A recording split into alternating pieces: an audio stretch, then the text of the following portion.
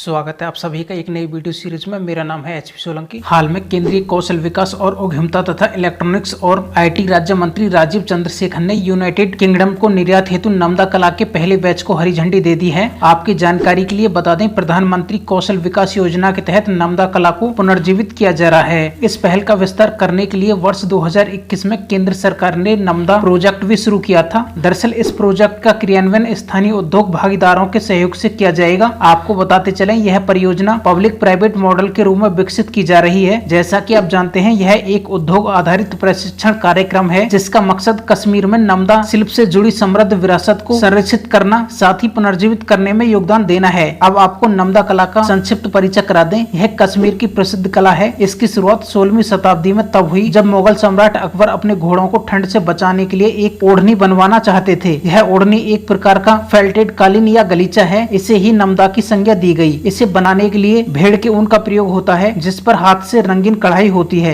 आपकी जानकारी के लिए बता दें, कच्चे माल की कमी, कुशल कारीगर और मार्केट तकनीकी की कमी के कारण वर्ष 2000 से 2008 के दौरान इसका निर्यात एकदम शून्य हो गया था। इसी स्थिति को संज्ञान में रखते हुए नमदा प्रोजेक्ट शुरू किया गया है। हाल में सर्वोच्च न्यायालय के दिशा निर्देश पर सभी के लिए न्याय सुनिश्चित करने और डिजिटल विभाजन को पाटने के उद्देश्य से ई सेवा केंद्र शुरू किए गए हैं। आपकी जानकारी के लिए बता दें, यह ई सेवा केंद्र 815 है जो भारत के 25 उच्च न्यायालयों के अंतर्गत स्थापित किए गए हैं। बताते चले, ई सेवा केंद्र नागरिक केंद्र सेवाओं और वादियों को मामले की स्थिति के संबंध में जानकारी प्राप्त करने में मदद करेंगे। इसके साथ ही यह सेवा केंद्र न्यायालयों के निर्णयों और आदेशों की प्राप्तियां प्राप्त करने को भी सुलभ बनाते हैं। ध्यान रहे, ई सेवा केंद्र न्यायमूर्ति आरसी लाहौटी की सलाह पर नियुक्त सर्वोच्च न्यायालय की ई कमेटी के सुझाव पर शुरू किए गए हैं। इस ई सेवा केंद्र पर सुनवाई की अगली तारीख, मामले की स्थिति और अन्य विवरणों के बारे में जानकारी प्रदान करना है। हाल में भारतीय वायुसेना एक बहुराष्ट्रीय हवाई अभ्यास तरंग शक्ति का आयोजन कर रही है। बताते चलें, रेगिस्तान क्षेत्र में आयोजित होने वाला यह सबसे बड़ा वायुसेना अभ्यास है। इसमें दुनिया की 12 शीर्ष वायुसेना शामिल होंगी, जिसमें से 6 अभ्यास में भाग लेंगी, जबकि बाकी पर्यवेक्षक के रूप में भाग लेंगी। दरअसल इसमें फ्रांस, ऑस्ट्रेलिया, अमेरिका और ब्रिटेन की वायुसेनाओं के इस अभ्यास में भाग लेने की संभावना है। ध्यान रहे, भाग लेने वाले देश अन्य संपत्तियों के अलावा सैन्य लड़ाकू जेट और परिवहन विमान दोनों के साथ अभ्यास में शामिल होंगे। यह अभ्यास भारतीय पायलटों को सीखने का एक अनूठा अनुभव प्रदान करेगा। हाल में 2 दिवसीय वार्षिक हेमिस मठ महोत्सव लद्दाख में उत्साह और उल्लास के साथ मनाया गया है। बताते चलें, तिब्बती और बौद्ध किंवदंतियों के आधार पर इस महोत्सव की शुरुआत 8वीं शताब्दी में हुई थी। दरअसल यह महोत्सव गुरु पद्मसंभव की जयंती पर मनाया जाता है, जो लद्दाख के सबसे बड़े बौद्ध मठ के विशाल प्रांगण में आयोजित किया जाता है। यह भव्य त्योहार बौद्ध लोगों और उनकी संस्कृति को प्रदर्शित करता है। इस महोत्सव के दौरान पवित्र मुखौटा नृत्य का प्रदर्शन और थंका या भित्ति चित्र की प्रदर्शनी भी आयोजित की जाती है। सदियों पुरानी यह मठ उत्सव विदेशी पर्यटकों के लिए प्रमुख आकर्षक केंद्रों में से एक है।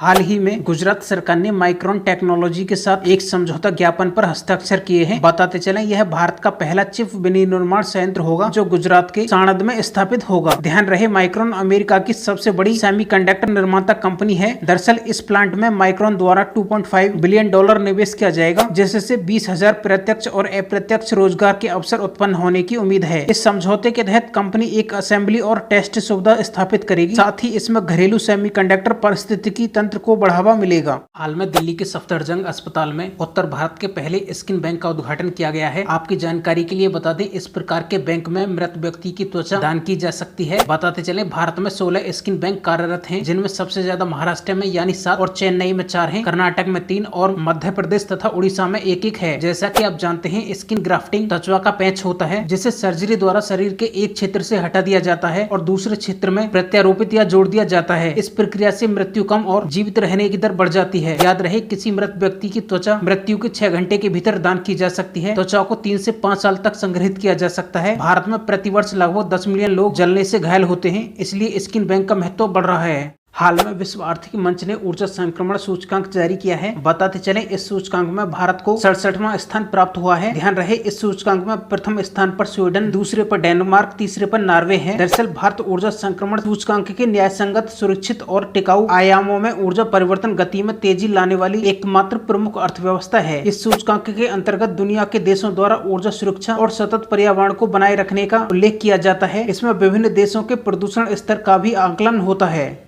दरअसल भारत का तीसरा चंद्र मिशन चंद्रयान 3 को श्रीहरिकोटा से 13 जुलाई को लॉन्च किया जाएगा। बताते चले चंद्रयान 3 एक महीने से अधिक समय तक यात्रा करेगा और 23 अगस्त को चंद्रमा की सतह पर उतरेगा। जैसा कि आप जानते हैं, यह मिशन जियो सिंक्रोनस लॉन्च व्हीकल मार्क 3 द्वारा लॉन्च होगा, जो भारत का सबसे भारी रॉकेट है। इस मिशन में एक स्वदेशी लैंडर मॉड्यूल है, एक प्रोपल्सन मॉड्यूल और रोवर शामिल है। इसका उद्देश्य अंतर्ग्रही मिशनों के लिए आवश्यक नई प्रौद्योगिकियों को विकसित करना और प्रदर्शित करना है। चंद्रयान 3 मिशन चंद्रमा के सुदूर हिस्से का पता लगाएगा और चंद्रमा की सतह पर सॉफ्ट लैंडिंग करेगा। बता दें कि भारत चंद्रमा पर सॉफ्ट लैंडिंग क्षमता हासिल कर लेता है तो ऐसा करने वाला भारत दुनिया का चौथा देश होगा। हाल में समर्थ योजना के लिए अधिकार प्राप्त समिति की बैठक आयोजित की गई। इसके क्रियान्वयन भागीदारी के पैनल में 43 नए भागीदारों को शामिल करके व्यापक बनाया गया है। इसके साथ ही लागत मानदंडों में 5% की वृद्धि के साथ फंडिंग पैटर्न को भी संशोधित किया गया है। बताते चले इस योजना के तहत कौशल प्रदान करने वाले उद्योगों को आवश्यक अतिरिक्त वित्तीय सहायता मिलेगी। आपकी जानकारी के लिए बता दें, कपड़ा मंत्रालय ने समर्थ के तहत प्रशिक्षण कार्यक्रम शुरू करने हेतु 157 कपड़ा उद्योगों व उद्योग संघों, 16 केंद्रीय व राज्य सरकार की एजेंसियों और मंत्रालयों के 3 क्षेत्रीय संगठनों के साथ साझेदारी की है। अब आपको समर्थ योजना का संक्षिप्त परिचय करा दें। बताते चले यह कपड़ा क्षेत्र में निर्माण हेतु योजना है, जिसे समर्थ नाम से जाना जाता है। याद रहे, कपड़ा मंत्रालय का एक मांग आधारित और प्लेसमेंट उन्मुख अम्ब्रेला कौशल कार्यक्रम है, जो कौशल विकास और उद्यमिता मंत्रालय द्वारा अपनाई नई व्यापक कौशल नीति ढांचे के तहत तैयार किया गया है। अगर इस समर्थ योजना के उद्देश्यों को जाने तो कपड़ा क्षेत्र में लाभकारी और टिकाऊ रोजगार के लिए युवाओं को कौशल प्रदान करना है, संगठित कपड़ा और संबंधित क्षेत्रों में नौकरियां उत्पन्न करने में उद्योगों के प्रयासों को प्रोत्साहित करना और पूरक बनाना है। याद रहे, यह योजना 28 राज्य और 6 केंद्र शासित प्रदेशों में विस्तारित है। अब तक आवंटित 4.72 लाख लाभार्थियों के कौशल लक्ष्य में से 1.88 लाख लाभार्थियों को प्रशिक्षण प्रदान किया जा चुका है। इस योजना के तहत प्रशिक्षित लाभार्थियों में 85% से अधिक महिलाएं हैं। हाल में केंद्रीय पर्यावरण, वन और जलवायु परिवर्तन मंत्रालय ने तमिलनाडु के चेंगलपट्टू जिले में मैंग्रोव वृक्षारोपण कार्यक्रम का आयोजन किया है। आपकी जानकारी के लिए बता दें, इस कार्यक्रम का आयोजन मिष्टी योजना के भाग के रूप में किया गया है, जिसमें छात्रों सहित 100 से अधिक लोगों ने भाग लिया है। दरअसल इसके दौरान जैव विविधता और मैंग्रोव इकोसिस्टम का महत्व विषय पर एक पुस्तक का विमोचन भी किया गया है। बताते चले वृक्षारोपण अभियान मैंग्रोव पर विशेष ध्यान देने के साथ वर्तमान में जारी हरियाली महोत्सव का एक अंग है। अब आपको मिष्टी योजना का संक्षिप्त परिचय करा दें। इस योजना को केंद्र सरकार द्वारा बजट 2023-24 में शुरू किया गया था। इसके उद्देश्यों को देखें तो भारत के तटीय जिलों में मैंग्रोव पुनर्वनीकरण और वनीकरण करना है। इसके साथ ही सार्वजनिक निजी भागीदारी के माध्यम से वृक्षारोपण तकनीकी, संरक्षण उपायों, प्रबंधन प्रथाओं और संसाधन जुटाने पर सर्वोत्तम प्रथाओं को साझा करना है। याद रहे, इस पहल को 2023-24 से 2027-28 तक यानी 5 वर्ष की अवधि के लिए क्रियान्वित करने की योजना है। इस योजना में 11 राज्यों और 2 केंद्र शासित प्रदेशों में लगभग 540 वर्ग किलोमीटर में फैले मैंग्रोव के विकास के लिए संभावित क्षेत्र का व्यापक पता लगाने की परिकल्पना की गई है। हाल में वर्ल्ड कॉम्पिटिटिव ईयरबुक के तहत विश्व प्रतिस्पर्धात्मक सूचकांक जारी किया गया है। बताते चले इस सूचकांक को international institute for management development द्वारा प्रकाशित किया गया है। दरअसल इस बार भारत 3 पायदान गिरकर 40वें स्थान पर आ गया है, जबकि डेनमार्क, आयरलैंड और स्विट्जरलैंड शीर्ष 3 स्थान पर हैं। इस सूचकांक के मुताबिक भारत ने सरकारी दक्षता में सुधार किया है, लेकिन व्यावसायिक दक्षता, बुनियादी ढांचे और आर्थिक प्रदर्शन में अन्य देशों की तुलना में थोड़ा खराब प्रदर्शन किया है। यह सूचकांक 60 से अधिक अर्थव्यवस्थाओं को रैंक प्रदान करता है। यह देशों का विश्लेषण और रैंकिंग उनके द्वारा दीर्घकालिक मूल्य निर्माण प्राप्त करने हेतु दक्षताओं के प्रबंधन के आधार पर करता है।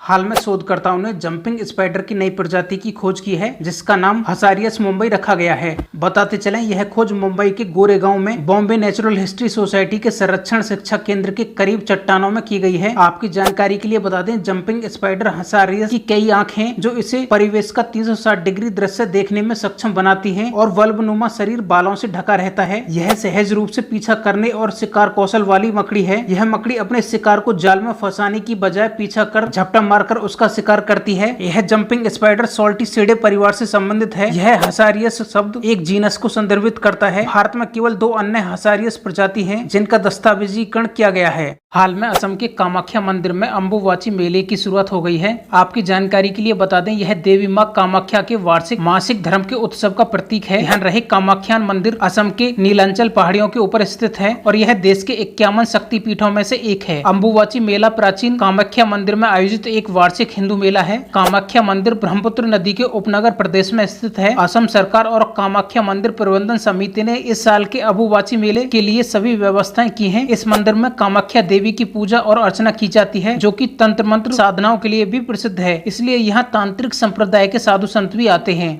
दरअसल भारत सरकार केवल महिला अदालतों की शुरुआत करने जा रही है।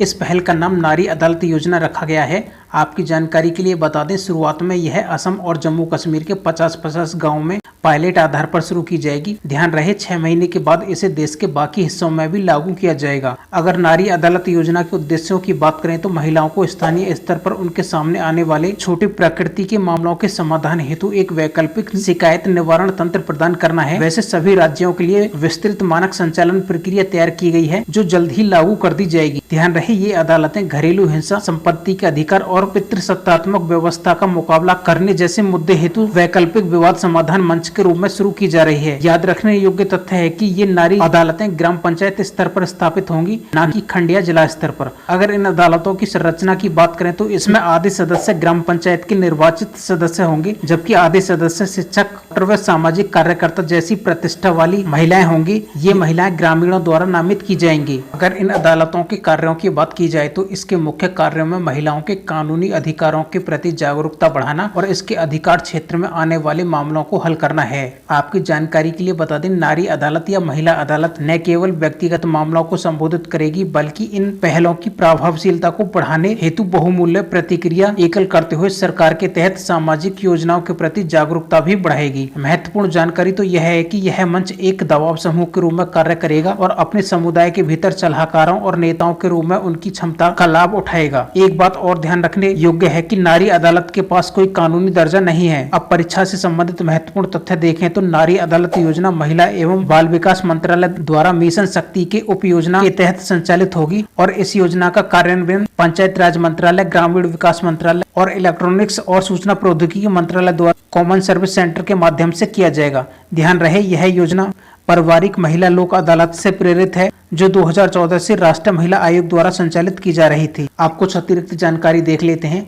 दरअसल न्यायपालिका में नवाचार बढ़ाने के लिए कुछ नई पहल भी की गई हैं, जैसे लोक अदालत या लोगों की अदालत, जहां पर विवादों को आपसी सहमति से या दोनों पक्षों में समझौता कराकर उसे डिक्री घोषित कर दिया जाता है। लोक अदालतों को सिविल कोर्ट की शक्ति प्राप्त है। इसमें कोई भी फीस नहीं लगती। इसके निर्णय के विरुद्ध अनुच्छेद 226 के तहत उच्च न्यायालय में अपील नहीं होगी। इसी प्रकार परिवहन न्यायालय की अवधारणा पहली बार 1984 में देखी गई थी। वैसे शहर जहां 10 लाख से अधिक आबादी है, वहां पर परिवहन न्यायालय गठित किए जाएंगे उच्च न्यायालय की सलाह पर राज्य सरकारों द्वारा। इसी प्रकार ग्राम न्यायालय 2 अक्टूबर 2009 को पहली बार अस्तित्व में आए थे। ये ग्राम न्यायालय 2 वर्ष तक की अधिकतम सजा देते हैं सिविल और आपराधिक मामलों में। इसकी अध्यक्षता प्रथम श्रेणी का मजिस्ट्रेट करेगा। इसी प्रकार मोबाइल कोर्ट की अवधारणा डॉक्टर APJ अब्दुल कलाम ने प्रस्तुत की थी। इस अदालतों को पहिए पर न्याय की भी संज्ञा दी जाती है। पहली मोबाइल अदालत 2007 में मेवात हरियाणा में शुरू हुई थी। इसी प्रकार फास्ट ट्रैक कोर्ट 11वें वित्त आयोग की सिफारिश के बाद अस्तित्व में आए थे। यहाँ पर केवल आपराधिक मामले आते हैं, न कि सिविल मामले। इसी प्रकार ई कोर्ट या वर्चुअल कोर्ट की अवधारणा कोरोना काल में देखी गई, जिनमें 40 तकनीकी सेवाएं शामिल हैं, जैसे वीडियो कॉन्फ्रेंसिंग के जरिए न्याय व अन्य सेवाएं प्रदान करना। आपको यह वीडियो सीरीज कैसी लगी? आप HP सोलंकी स्टडी को लाइक, शेयर और सब्सक्राइब कर सकते हैं।